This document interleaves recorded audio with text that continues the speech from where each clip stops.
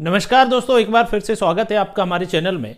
और आज हम बात करेंगे क्लाइंट के उन क्वेश्चंस के बारे में जिसमें उनका रिक्वायरमेंट होता है कि सर कोई ऑनलाइन बिजनेस का हमें सुझाव दीजिए, कोई आइडिया दीजिए जिससे हम अपने बिजनेस को जो आज ऑफलाइन या मैनुअल रन कर रहे हैं उसको हम ऑनलाइन चलाएं, कुछ बेनिफिट लें और अपना प्रमोशन करें। देखिए, कॉमनली कई सारे आइडियाज़ हैं। सबसे इम्पोर्टेंट चीज़ है दोस्तों एग्जीक्यूशन। हमारे पास बहुत सारे आइडियाज़ हैं, हमारे पास कई सारे क्लाइंट्स आते हैं, सर हम चाहते हैं कि मैट्रिमोनियल का एक प्लेटफॉर्म तैयार किया जाए, बहुत सारे लोगों तक अपनी बात पहुंचाई जाए, वैवाहिक जानकारियां शेयर करें, जो भी एक दूसरे को देखना चाहते हैं, कनेक्ट होना चाहते हैं, वो कर सकते हैं। अब इसमें इम्पोर्टेंट फंक्शन क्या है कि हम वेबसाइट शुरू कर सकते हैं, इसमें कोई बहुत बड़ा लॉजिक नहीं है। हम किसी भी डेवलपर से बात करेंगे, वेबसाइट बन जाएगा। इम्पोर्टेंट चीज़ है कि जब हम उसको एग्जीक्यूट करेंगे यानी कि रनिंग में लेके आएंगे तो एक तो हमें लगातार हर व्यक्ति के क्वेश्चन को जवाब देना है, उनका जो भी क्वेरी है उसको सुनना है, समझना है और उनको रिप्लाई देना है। आज हमने अपना काम शुरू किया और आज हमारे पास मान लीजिए वेबसाइट में 50 रजिस्ट्रेशन हो चुके हैं। अब इम्पोर्टेंट है कि या तो हम अपने पूरे सिस्टम को इतना डायनेमिक रखें कि ऑटो प्रोसेस पर रखें कि सारे काम ऑटोमेटिक हो रहे हैं, कोई दूसरा यूजर आता है, लॉगिन साइन अप करेंगे, डिटेल देखेंगे, ऑनलाइन पेमेंट करेंगे और वो चले जाएंगे। अब ऑनलाइन पेमेंट करेंगे और चले जाएंगे ये तभी पॉसिबल है जब हमारा सिस्टम का एक नाम एज ए ब्रांड हम कहीं ना कहीं रन कर रहे हों, लोगों को बहुत अच्छे से उसके बारे में अवेयरनेस हो। आजकल जितने भी छोटे प्रोजेक्ट हैं, सबसे पहली आवश्यकता है उनको अपना नाम एज ए ब्रांड तैयार करना। यहां पर सबसे पहली आवश्यकता है कि हमारे पास जो हमारी ऑडियंस है, जो हमारे क्लाइंट्स हैं, उनकी एक लिमिटेशन सेट किया जाए। आप देखेंगे कोई भी बड़ा प्लेटफॉर्म, बड़ा स्टार्टअप जब हम देखते हैं तो हमें सबसे पहले नजर आता है कि वो किसी एक मेट्रो सिटी में रन हो रहे होते हैं। क्यों हो रहे होते हैं? क्योंकि वहां पर उनका एक एक्सपेरिमेंट है, वहां पर उन्हें हर तरह का एक क्लाइंट मिल रहा है जो कि बेसिक से लेके वीआईपी तक, एडवांस लेवल तक के सभी तरह के उनको मिल रहा है। यहां पर क्या होगा, अगर वो मार्केटिंग करेंगे तो उनको, अगर उनका बिजनेस छोटे लोगों को बिलोंग करता है यानी छोटी छोटी सर्विसेज है, ग्रोसरी से रिलेटेड, वहां भी आपको मिलेंगे।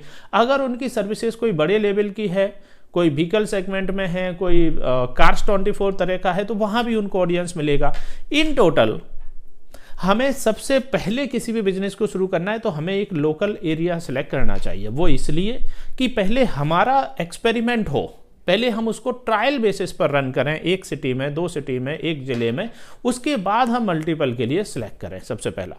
दूसरा पॉइंट एक इंपॉर्टेंट इसमें आता है, जब भी हम कोई बिजनेस शुरू करते हैं तो जितना हो सके हमें प्रोसेस को ऑटोमेशन की तरफ शिफ्ट कर देना चाहिए। फॉर एग्जांपल, हमारे पास कोई ऑनलाइन रजिस्ट्रेशन आ रहे हैं, वो हमारे पास ऑटोमेटिक आ जाए।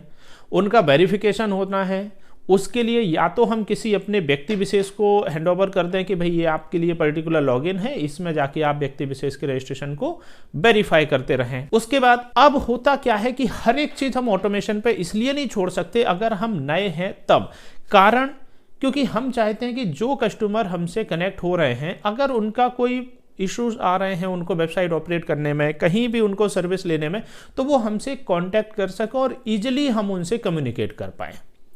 ये हम सारी बात कर रहे हैं एज ए स्टार्टअप, जब हम बिल्कुल नए लेवल पर हैं और अभी हम अपने आप को शुरू कर रहे हैं उस कंडीशन में।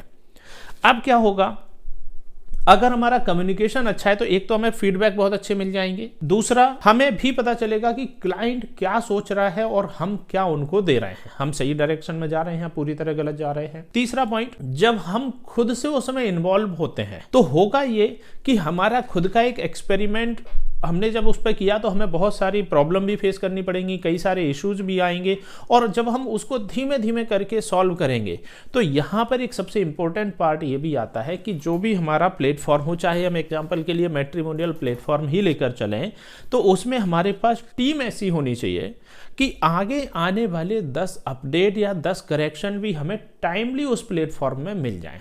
अगर हम इसको इजीली लैंग्वेज में कहें तो लॉजिक ये है कि हमारी जो डेवलपमेंट की टीम है या जो हमारी टेक्निकल टीम है वो इतनी कनेक्टेड होनी चाहिए कि अगर कोई करेक्शन आ रहा है तो हम उसको एट ए टाइम जल्दी से जल्दी रेक्टिफाई करके उसको इंप्लीमेंट कर सकें। यानी कि हमें एक ऐसे डेवलपर की आवश्यकता है, ऐसी टीम की आवश्यकता है जो बराबर हमारी चीजों को टाइम टू टाइम अपडेट कर सके। उसके बाद अब कई बार ऐसा होता है कि अगर हम ये समझें कि हमने एक प्लेटफॉर्म तैयार कर लिया, अब हमें सिर्फ इसका प्रमोशन करना है, इसके लिए हम फेसबुक या व्हाट्सएप या ट्विटर इनका सहारा लें, बिल्कुल ठीक है। लेकिन अगर हम ये सोचें कि इसमें हमें इन्वेस्टमेंट नहीं करना पड़ेगा तो ये हमारी गलतफहमी है। क्या होता है, आज हमने कोई प्रमोशनल बैनर या कुछ भी एडवर्टीजमेंट करने का कोशिश किया तो वो कहीं ना कहीं फेसबुक, व्हाट्सएप इन सब की ऐसी एल्गोरिदम है कि आपका डेटा कुछ समय तक तो रहेगा ट्रेंडिंग में, टॉप में, लेकिन कुछ समय के बाद वो कहाँ गायब होगा ये किसी को नहीं मालूम। आप खुद से भी नहीं सर्च कर पाओगे, चाहोगे ना तो उससे भी ज़्यादा अच्छी पोस्ट ऊपर आपको मिल जाएंगी। होता वही है। और देखिए, जो आपका कस्टमर है, जो आपका क्लाइंट है, वो भी किसी चीज़ को एक बार में देखकर उस पर भरोसा बिल्कुल नहीं करते। जब तक कोई ब्रांडेड चीज़, ब्रांड का मतलब क्या हुआ, एक ऐसी चीज़ जो बराबर हर समय उनको देखने सुनने को मिलती है, वो ब्रांड है।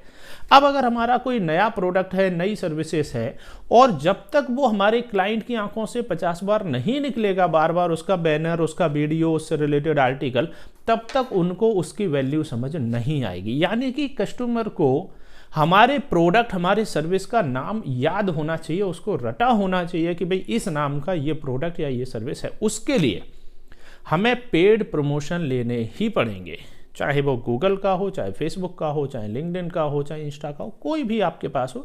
उसके पेड प्रमोशन से होता ये है कि जो पेड प्रमोशन की जो लॉजिक है वो यही है कि वो उस क्लाइंट को इतनी बार आपका ऐड दिखाते हैं कि वो उनको याद हो जाए।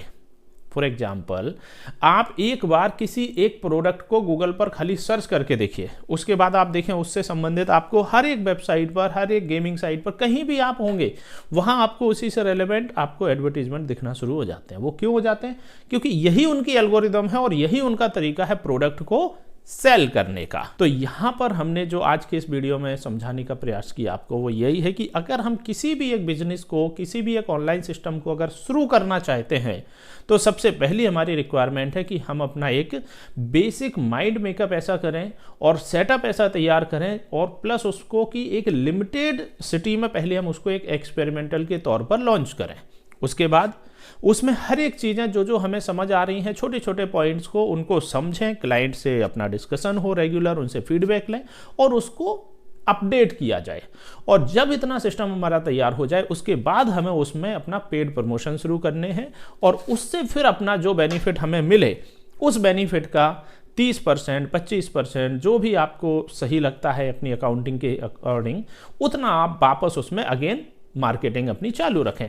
ये सीधा सा प्रोसेस है, लेकिन इसमें होगा वही कि हमें कहीं ना कहीं ध्यान देना पड़ेगा कि कस्टमर को हमें कितना कनेक्ट कर पा रहे हैं हम अपने प्रोडक्ट को लेके, उसका फीडबैक पॉजिटिव है, नेगेटिव है, कितने सही हम उनको सर्विस दे पा रहे हैं, इस चीज़ पर हमें बराबर नज़र रखनी ही होती है अगर हम कोई भी एक ऑनलाइन इस तरह का सिस्टम शुरू करते हैं। तो फिलहाल हमने आपको वीडियो में जो समझाने का कोशिश किया, होपफुली कि आपको हमारा पॉइंट क्लियर हुआ हो।